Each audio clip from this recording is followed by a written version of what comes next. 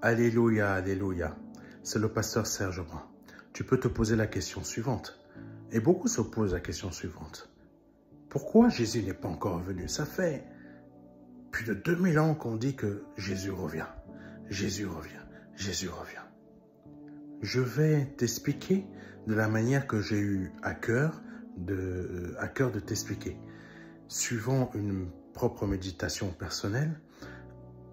Et je pense que l'Esprit Saint m'a éclairé de ce côté-là parce que j'ai cherché aussi à comprendre pourquoi Jésus n'est pas encore revenu. C'est vrai que nous ne sommes pas prêts. L'Église n'est pas prête. Mais pourquoi elle n'est pas prête? Je te fais une rapide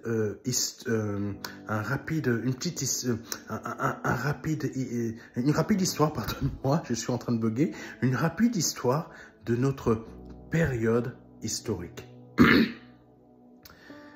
S'il y a des historiens parmi nous, veuillez m'excuser. Vous pourrez, pardonnez-moi, compléter mes dires. Et même, si vous avez à cœur de le faire, réajuster certaines périodes.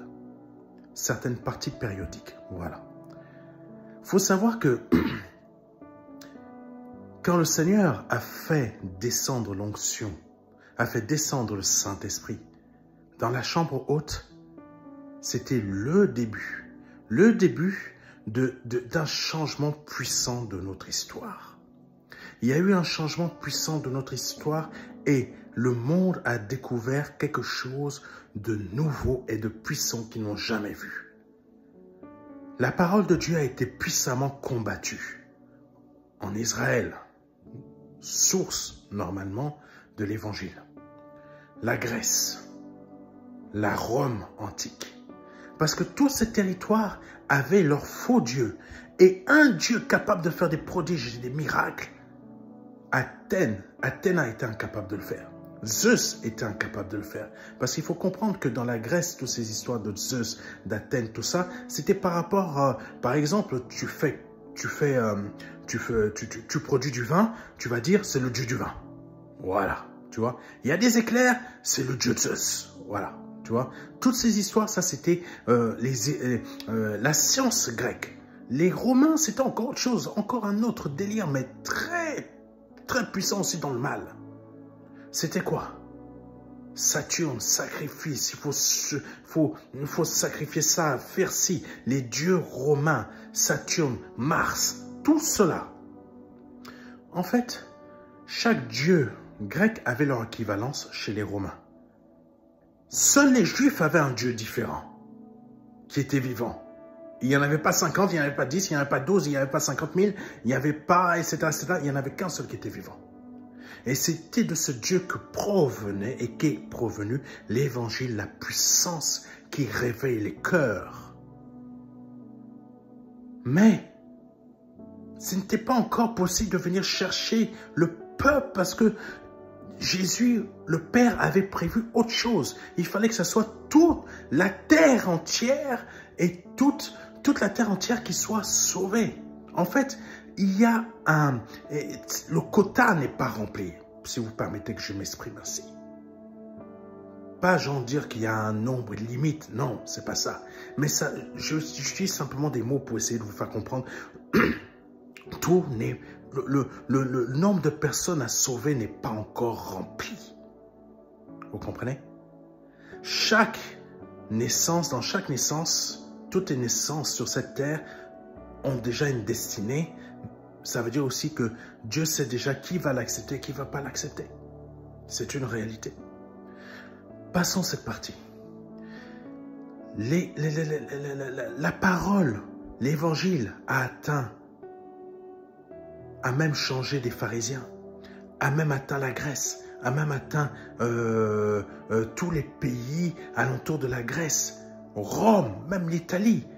L'évangile a atteint tout ça. Mais qu'est-ce qui s'est produit? Nos apôtres, ils ont diffusé, ils ont donné, ils ont enseigné. Mais ce qu'ils ont reçu de la base, fur et à mesure que les générations commencent à naître, fur et à mesure que la parole est transmise de génération en génération. Qu'est-ce qui se passe? Chacun va la produire selon sa façon. Ça ne va plus être produit selon la façon de Dieu. Qu'est-ce qui s'est produit encore? Il a commencé à avoir des personnes qui voulaient saisir le cœur des gens dans les assemblées, par exemple de l'apôtre Paul, pour leur imposer quoi? Donnez-nous des offrandes. Ça a commencé déjà à cette époque-là. On l'a imposé les offrandes. Bien que les hommes de Dieu doivent vivre du ministère, ça c'est une réalité. Mais l'imposer, ce n'était pas forcément la bonne chose. Parce que l'apôtre Paul avait dit, nous, on ne vous impose rien pour vous gagner à Jésus-Christ, pour qu'il n'y ait pas de blocage entre vous et Christ. Et le blocage, c'était quoi? Si l'on vous impose de donner la dîme, vous allez vous éloigner de Dieu. C'est simplement ça. Excusez-moi, hein, je sais qu'il y a des théologiens parmi nous. J'ai fait de la théologie, mais c'est Jésus qui parle au travers de moi. Je ne prends pas mes cours de théologie. J'essaie de simplifier les choses pour que les gens comprennent. Puis, qu'est-ce qui s'est passé? Vous connaissez la suite. Rome a changé. Rome, qui n'était pas une nation chrétienne, mais plutôt une nation où il y avait plusieurs dieux, etc., a commencé à être changée. Au bout de plusieurs sacrifices, de sang versé, de mort de nos frères et sœurs, beaucoup. Mais qu'est-ce qui s'est produit? Changement de cœur. La pureté de l'évangile a été changée pour que ça devienne quoi? Ce que vous connaissez aujourd'hui, le catholicisme. Mais le catholicisme, ce que vous connaissez aujourd'hui, a connu aussi des périodes très sombres. Il faut le savoir, des périodes très sombres. Mais ça a amené à ce que vous connaissez aujourd'hui. Mais avant que ça devienne ce que vous connaissez aujourd'hui, en changeant de période en période, en période, en période, l'évangile, la puissance de l'onction du Saint-Esprit s'est éloigné de la terre. Pour donner ce que vous connaissez aujourd'hui. Et c'est ce qui a été mis, la nouvelle version de ces évangiles-là. En fait, l'évangile a été transformé. On a gardé simplement les principautés, les principales choses, les 12 disciples. Mais sinon, tout le reste a été changé. Tout le reste a été mis à la poubelle. Et maintenant, cela a été imposé dans le cœur des gens, mais avec un changement qui n'a rien à voir avec l'évangile d'origine qu'a apporté les apôtres, le Seigneur Jésus-Christ. Qu'est-ce qui s'est produit? Comme je l'ai dit, le Saint-Esprit, l'onction s'est éloigné. Plusieurs années se sont produites comme ça, se sont passées comme ça. Est-ce que le Seigneur pouvait venir sur la terre pour sauver des âmes? Impossible. Il n'y a personne. Il n'y a personne à amener dans le ciel. Donc, multipliez ça par le nombre de siècles. Par le nombre de siècles, par le nombre de siècles, passez le Moyen-Âge, passez Charlemagne, passez Napoléon, passez la Gaule, passez tout ça, passez toutes ces périodes-là, jusqu'à ce que vous arrivez dans les années 1800 ou 1900 quelque chose.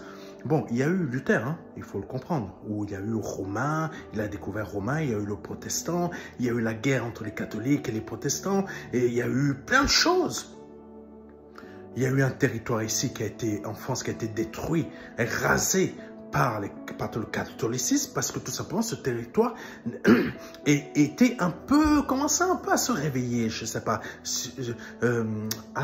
Il y a une ville ici en France, mais il faut la trouver sur Google. Ça a été complètement effacé. Seigneur, si tu permets, aide-moi à me rappeler de cette ville. Mais c'était une ville protestante. Et les catholiques n'aimaient pas les protestants. C'était un évangile hérétique. Comme aujourd'hui, beaucoup d'autres évangiles hérétiques existent. Mais on ne va pas aller raser les gens, il faut les sauver. La différence avec les catholiques. Qu'est-ce qui s'est passé d'autre? Il fallait attendre dans les années, je crois, fin 1800, début de 1900, ou début 1900 pour qu'il y ait, commence à avoir des hommes de Dieu que le Seigneur a touché par la puissance de l'évangile, renouvellement de l'Esprit de Dieu dans le cœur de ces personnes aux États-Unis. Vous avez entendu parler des Billy Graham, de William Branham, pardonnez-moi. Bon, il y a eu une déroute après par la suite, mais la parole de Dieu a commencé à nouveau à être diffusée avec puissance et l'onction du Saint-Esprit est à nouveau là. Sûrement même avant Willy Branham, il y a eu d'autres personnes qu'on ne connaît pas forcément, mais le Saint-Esprit recommençait à revenir sur la terre, à porter son onction pour que l'évangile qui a été combattu depuis plusieurs siècles revienne sur cette terre parce qu'il faut que les enfants de Dieu soient sauvés. Il faut que Jésus revienne. Donc les choses ont commencé à revenir petit à petit, petit à petit, petit à petit, petit à petit.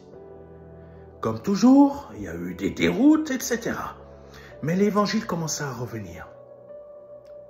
Il y a eu le pasteur Graham, pardonnez-moi, l'évangéliste Graham. Si je ne dis pas de bêtises, vous pouvez me corriger.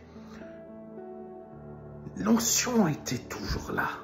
L'onction, la puissance était toujours là. Mais qu'est-ce qui s'est passé dans les années 80? L'évangile de prospérité. Comme au temps des actes des apôtres, on recasse ce que l'onction et la puissance de l'Esprit Saint étaient en train de produire sur cette terre. Donc, en gros, encore perturbation de l'évangile. Tout le monde, il n'y a pas encore assez de personnes pour que Jésus puisse revenir. Quand on dit grossièrement l'église n'est pas prête, c'est parce qu'il n'y a pas encore assez de personnes. Il n'y a pas encore assez d'âmes.